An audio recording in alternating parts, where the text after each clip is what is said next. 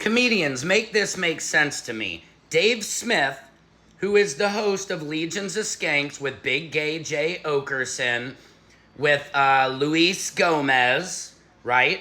Dave Smith is also a regular on the Joe Rogan podcast. Explain to me, how does Dave Smith also do a regular podcast with Nick Fuentes?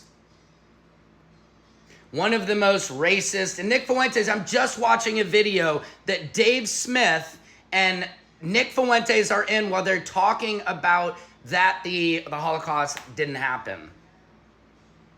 And people in the comments are like, well, these are some pretty good arguments. And there's Jewish people in the argument saying, hey, my grandmother actually survived and the rest of her family were unalived, and they're not believing it.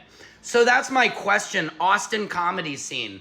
Joe Rogan has Dave Smith on his show, and Dave Smith is on a show with Nick Fuentes, one of the most well-known groypers, makes Charlie Kirk look like Obama. So why are we not calling this out? Austin comedy scene is dead, all right? We saw Ari, whatever that guy's name, not Ari Shafir. Ari Shafir is trash. He's the one who made the joke about Kobe the day Kobe went down, R.I.P.